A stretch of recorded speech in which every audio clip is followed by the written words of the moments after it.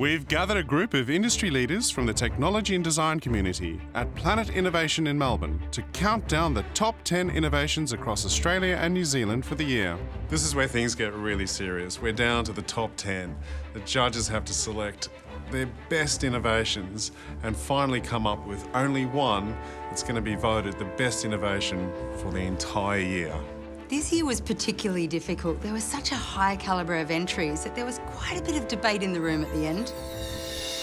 Coming in at number 10, this next innovation the judges thought was very clever.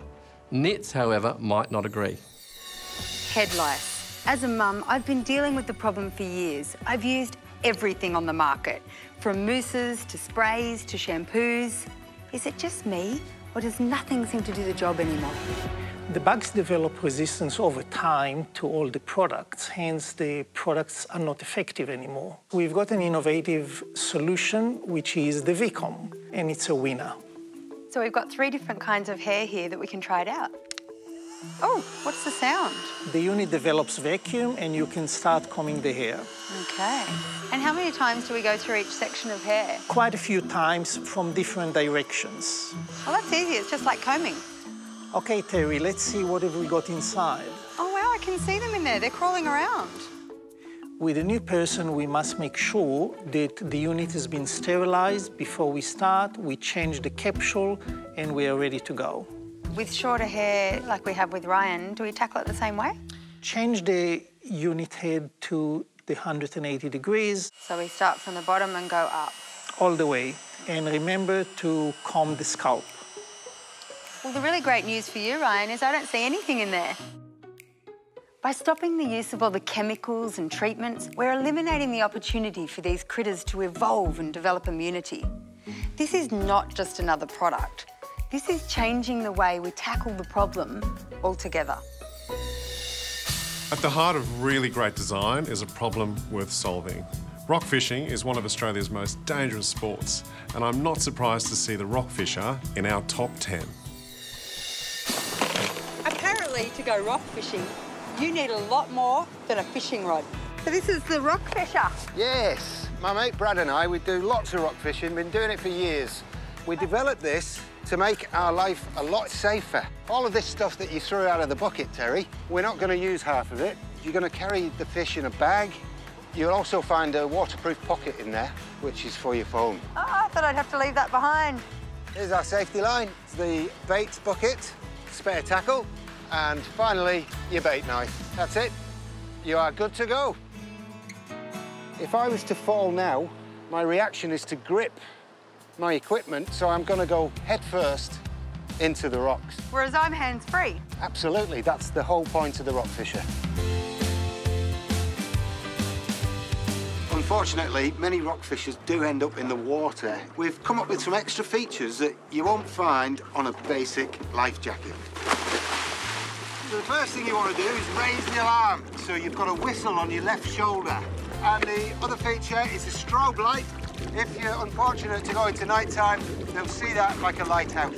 In the collar, you have a survival hood. If you'd like to unzip it, this thing will stop you swallowing or inhaling water, which gives you a sense of security and the will to survive.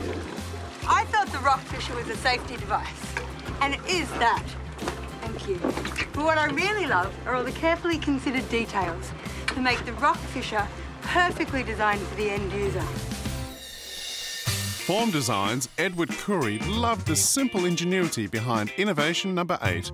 I'm so pleased to see that the Mail Snail has been recognised for its brilliant simplicity and has reached the top 10. Just pulling out a traditional set of nail clippers can send a child into a meltdown. It's stressful for the entire family. Julia Christie knew there had to be a better way.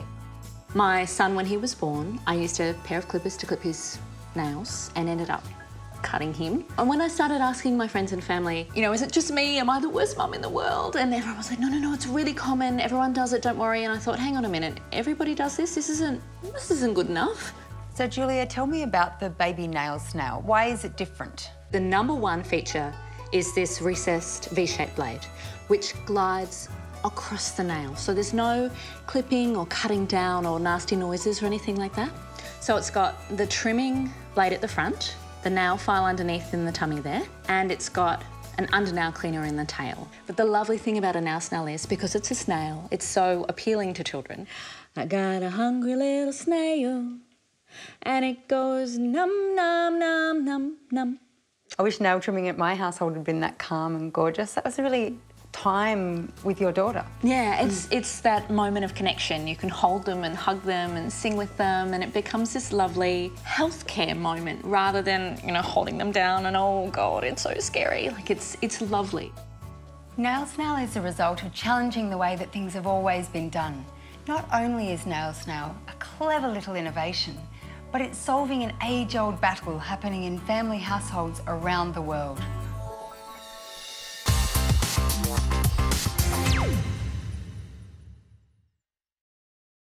We're counting down the top 10 innovations for the year across Australia and New Zealand. Sam Lanyon from Planet Innovation was inspired by number 7.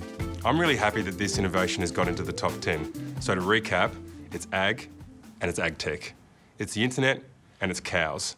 It's eshepherd.com.mu. So Ian, tell me about fences. Well, for thousands of years, people have used shepherds to look after their cattle, but we introduced barbed wire and wire fences to control where they graze. But with eShepherd, we can do away with all of that. Ian reckons you can get rid of fences. How? We can using this, which is the eShepherd virtual collar. It's got a couple of key features. One, it's solar powered, so the battery never needs to be charged. It's got a GPS unit in it, so it knows where it is on the planet and knows where the virtual boundary is. When you draw a fence on your computer, it sends those fence coordinates to the collar. As the animal approaches the virtual boundary, it gets an audio cue. If the animal goes no further, or it stops, or it turns around, that's all that happens. If it continues past the virtual boundary, it gets a mild electrical stimuli, which turns the animal back. How mild? Pretty mild. Come on, give us a go. Oh, what?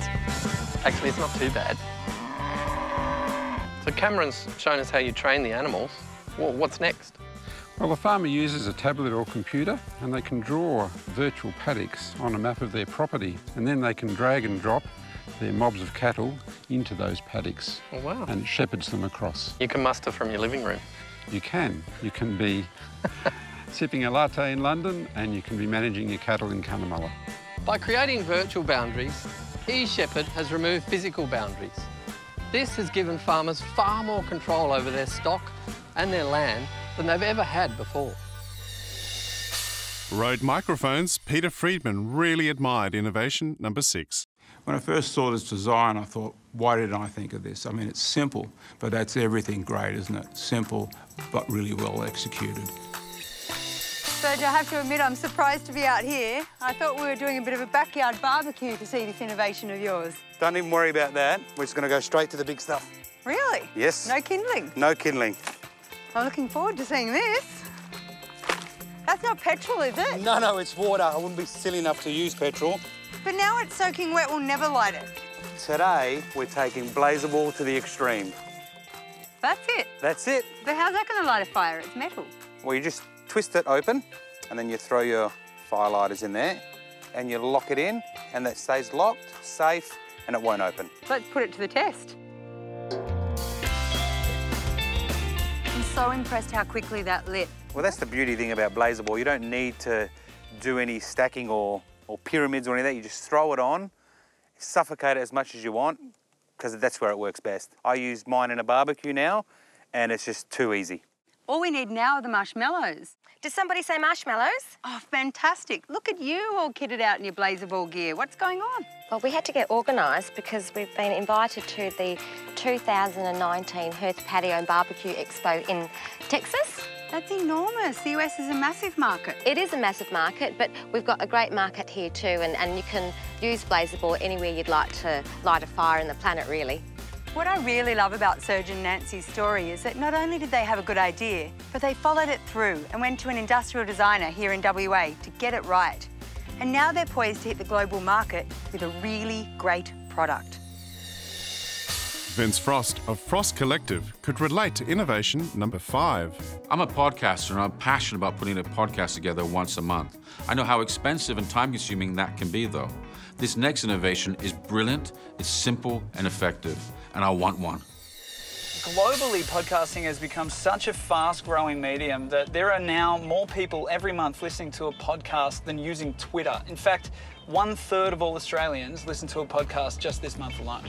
So this is where it gets really complicated. If you want to record anything more than just one person on a podcast, you need something to be able to record multiple microphones, like a broadcast console, something to launch sounds, audio processing, headphone amps, recorders, all of this equipment. So how much is all this going to set you back? It would be thousands of dollars to be able to produce a professional podcast, let alone the fact you need a background in audio production or a producer to run it all for you.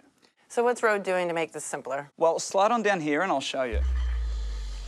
This is the Rode Podcast Studio. We've taken a mixer in the front end so that you can connect your microphones. We've got Bluetooth functionality so you can take calls or play music. Something that's really cool is you can even play back sounds. So most podcasts will have an intro and an outro that you have to do in post-production once you finish recording. You can simply launch those sounds by pressing the buttons and away they go. You've got headphone amps on board and loads of audio processing that would normally be very complicated with the single press of a button.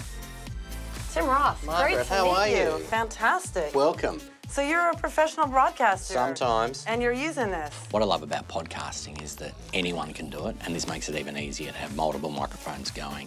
For me, it's the best product going around. Do you want to be my guest? Look at this. Absolutely. All right, here we go.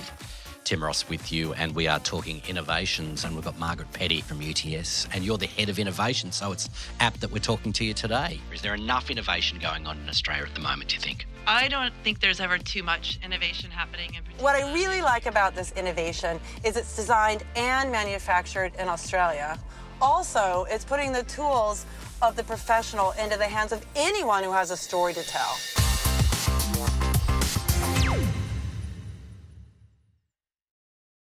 Our team of industry leaders are counting down the top 10 design innovations for the year in Australia and New Zealand. There's such a stigma to wearing a hearing aid. This next innovation challenges all of that. It's beautiful, it can be worn as an accessory, it's highly usable for both young and old, and it's also number 4 out of our top 10 innovations. Hearing loss impacts nearly 4 million Australians. Yet due to the stigma around hearing aids, most people don't even seek help. Most people don't even know they have a problem, so they struggle unnecessarily in day-to-day environments. So Peter, what are the telltale signs of hearing loss? Oh, there are quite a few, but actually the best example is a cafe like this, where there's lots of background noise and you're struggling to hear what the other person's saying. So what is it that you've created that's solving this problem for people? I'm curious. This is it. This is the Facet. This is a hearing aid that has lots of fantastic new features. You put it together, put it behind your ear, and it solves a lot of those problems that we've just been talking about. What I'd like to do now, Terry, is show you how you can do something about your hearing loss. So we'll need a soundproof booth? No. In fact, it's much better if we don't use a soundproof booth. It's important that we do this in a normal environment. So I could be in my own office or at home? Absolutely. That would be perfect, whatever suits you. I'd like you to click on the button that says play word.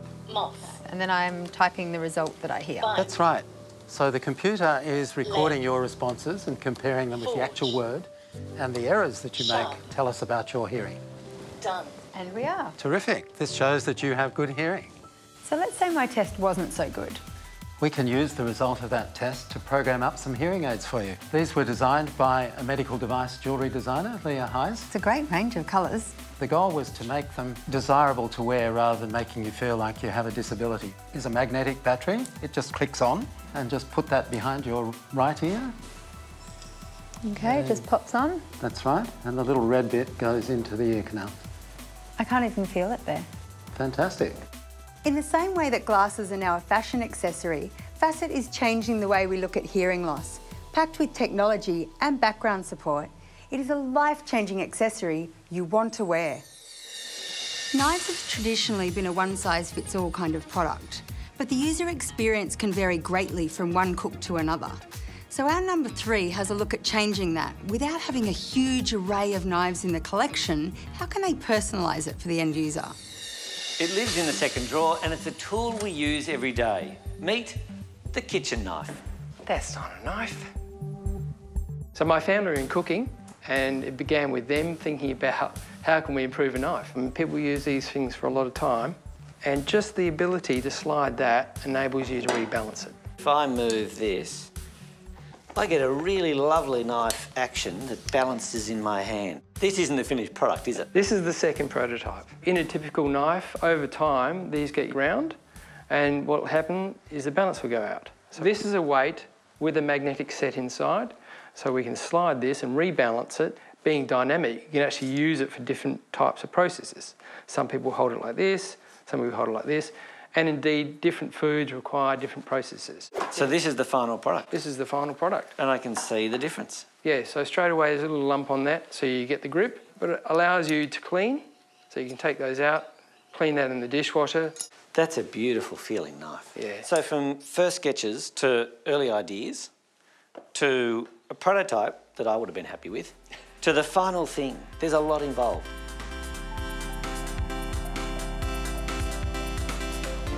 So Colin, you've got a knife in your hand all day, right? Yes, I would say more than 6 hours. Wow. So knife is very important for me. I can adjust my knife easily. It's very good for me. I like my knife. We're choosing Japanese steel, which I believe is one of the best. The whole thing is made out of one piece. So the other thing we've done is we've actually vapor honed the surface. What does that mean? What does it do? So it's a micro treatment, a slight texture on the surface, which helps the sushi come away from the knife. Knife making is an ancient craft, and let's face it, we've all got a few at home. What's different about the balance knife? It's the first knife that's truly customisable.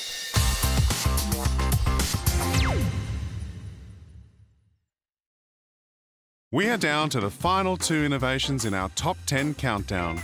Coming in as the runner-up, the Ursa camera system from Melbourne-based Blackmagic Design. What they've produced here is truly up there with the absolute best in the world, companies that are thousands of times larger, but it's Australian innovation that's doing it.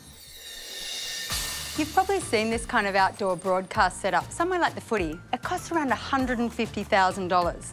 And something like this for a typical studio setup, around $75,000. And this is your typical run-and-gun news broadcast camera. It's around $20,000. But the thing is, these are Ursa broadcast cameras. They're doing the same job for around $3,500 for this one, $7,000 for this one, and $9,000 for this one. The problem we have with the TV industry is it's an electronic medium and the equipment costs a lot of money. You can't be creative if you can't afford to actually buy the equipment. What we really wanted to do is turn the television industry from being an equipment-based industry and really very expensive into something that was more of a creative industry. People can now afford to do television that could never have done it before. They could start off small and then, you know, within a few months or even years do high-end Hollywood-type films. In what way? Well, you can transform this camera from being a small camera. You can even put a photo lens on it if you need to. In this case, we put a studio viewfinder on top, which is much larger, and we've got this big fibre optic module on the back, which transforms the camera into a studio camera. So what that lets us do is we can power this camera and connect it up to 2 kilometres away from a giant broadcast truck like this behind me using a fibre optic cable. Normally on a live production, each camera will be following a different part of the action, like say a sporting event, and then what this truck does is cut it all together, and that's what's broadcast to people at home. And you can see that's how a small camera can actually then become quite big. That's what empowering somebody really is. They can go as high and as big as they possibly want to do. It's purely up to their own creativity. What I see here is a company-wide attitude to do things differently, not to accept things the way they've always been done. This is not just a game-changing TV camera. This is a company-wide attitude enabling innovation in everything they do. And now, the winner of Australia by Design Innovations for the year. For couples going through the stress of IVF, seeing your embryo grow in real time makes the world of difference. I'm so glad to see that this innovation is our #1. Incredibly, the world's first IVF babies turned 40 this year, and that's thanks to Australian innovation. Now, 4 decades on, design is evolving the science once again. So most of us think of IVF with dry ice and big vats. Is that what it is? Well, Tim, it was 40 years ago, but in the intervening time, the advancements in all aspects of fertility treatment have just made it incomparable.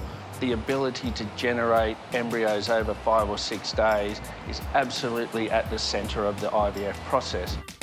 So the next step is that we have to incubate those embryos or put them in an environment that's as similar as possible to what they would have experienced naturally. So one of the ways that we used to do that is in an incubator like this. And as you can see, each side of the incubator holds multiple patients. So the way that we improved on that was that we developed the Jerry system. On the top here we have individual chambers, and when you open that up, it's one patient per chamber. With the Jerry, it has inbuilt cameras, and what this allows the embryologist to do is to come in the morning and see what's happened to the embryos overnight. So from their team, what we do with the embryos is we have to freeze them or cryopreserve them. So traditionally in the past, what we've done to do that is take the embryos out of the incubator and then we move them through a number of different solutions. It sounds very manual. So what Gabby does is it enables the embryologist to take the embryo from the dish, and then the instrument does all of that movement of the fluids. And we're just disturbing them less. Correct. From the Jerry incubator, we're able to shoot images and video. Patients are then, through the app, able to access those images and video at a time of their choosing. What the Grow app has allowed patients to do is really to become much closer to the embryo development. Really good design puts itself in the shoes of others. Here, that means designing to improve the quality of environment for the embryo, the quality of information for scientists, and greater peace of mind for would-be parents. Australia by Design will be back with a brand new series next year. To keep updated or for more information on any of today's innovations, visit australiabydesign.com.au.